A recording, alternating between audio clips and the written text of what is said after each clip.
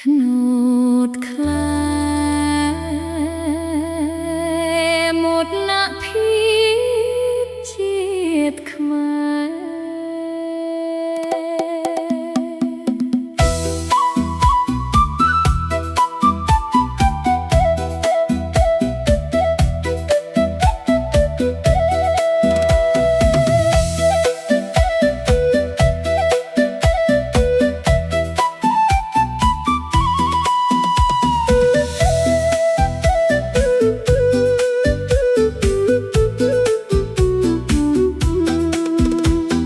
ធ្នូតពោះត្រដែ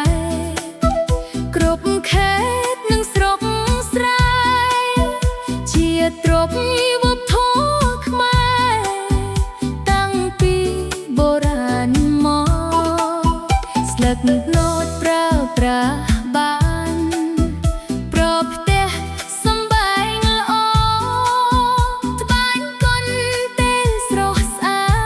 តកន្ត្រកកញ្ជើកញ្ជែងអើយធ្នូតខ្មែរដល់គុណគ្រប់ចំណន់រស់ជាមួយប្រជាជនតាំងពីដូនតាមកធ្នូតខ្មែរដើមជីវិតជាតិយើងពីរសរហូតដល់ចុងសុទ្ធតែមានតម្លៃធ្នូតខ្មែរជាមោទនភាពជាតិរួមថែរក្សាទាំងអស់គ្នាឲ្យគង់នៅជានិច្ចជន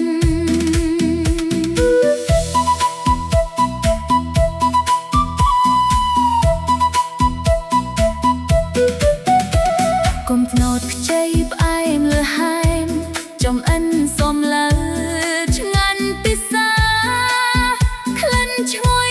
គ្រប់គ្រួសារអ្នកណាក៏ចូលចិត្តផ្លែខ្ចីសាច់ទន់ល្មើយ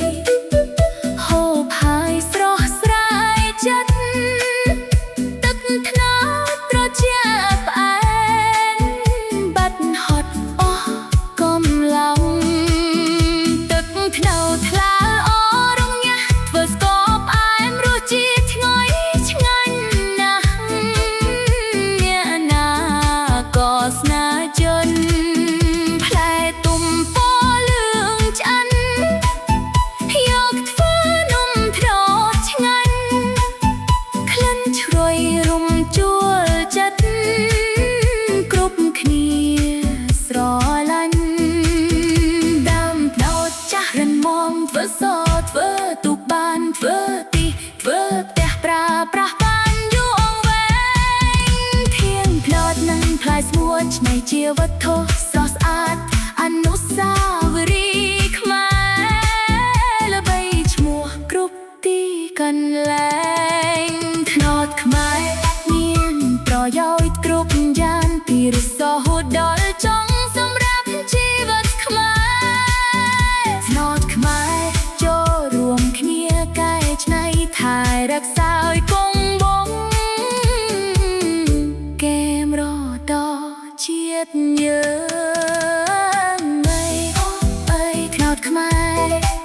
មោទនភាពជាតិសប្បាយ